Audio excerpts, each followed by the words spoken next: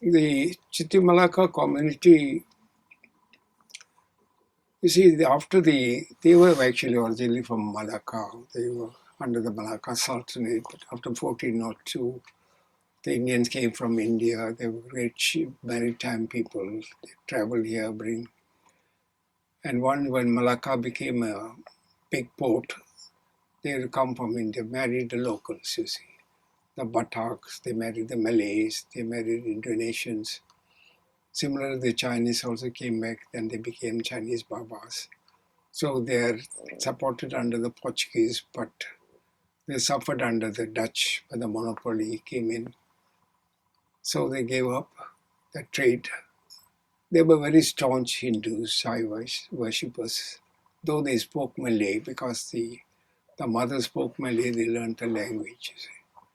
And they built the temple in 1781 in the ditch, Sri Poyata Vinagar Murthy Temple.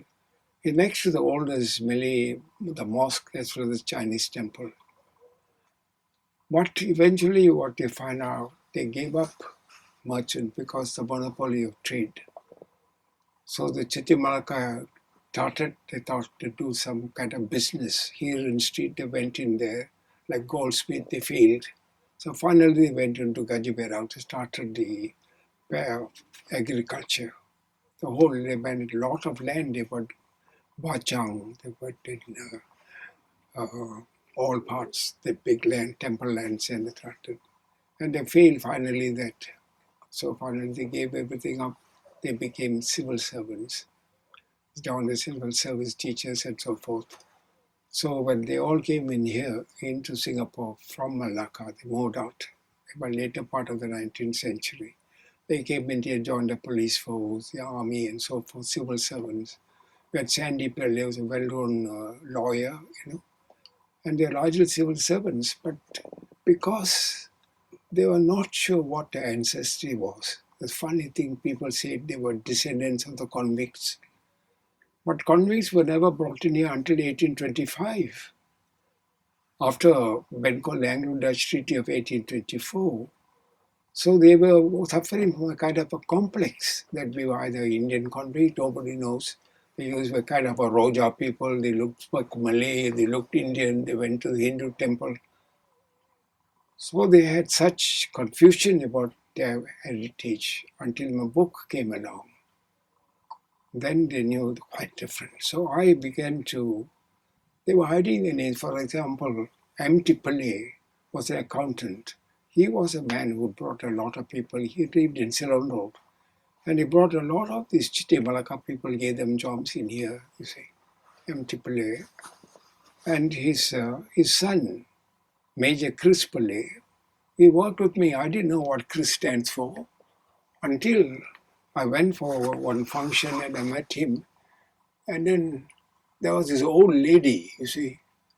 They called her, you see, they normally have nicknames, you see. So when the grandmother saw Chris Pillay in the house, she went and embraced him and spoke to him in Malay and said, Krishna, Lama Tara Jumpa. He said, I would not see any Chris. I thought he was Christopher, but his name was Krishna. He was M.T. Pillay's son. So this is how they were, we're not sure what they were. So until my book came along and everybody started, we are proud to become Chittimalacca. Well, the Chittimalacca people lived also in the same area as you'll find that in Kampong Kapo, near the Methodist Church at the Chitti Road there. That's where they lived in small, they're all kampongs, they're all kampong houses. There's only one house, that was Dr. Veerasami's house, the Veerasamy Road. That was a landmark in those days, Veerasamy Road. Rest were all kampong houses, you see, small, small houses. They lived according to the villages, you see. As even today, when they come back for the Indian workers, they go according to the villages. They lived according to the villages there, you see. And the Chittimalacca were also in that particular area as well. At that time, when I lived in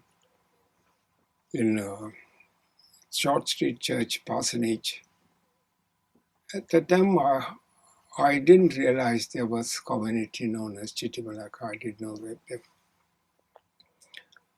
So it was only when I had become a principal and I had a teacher, and when he invited me to home, I saw the portrait of a person standing there dressed up like a Malay lady with a sarong and kabaya. And I got interested, particularly my wife. So we got into very interested in the event and found out we were originally from Malacca.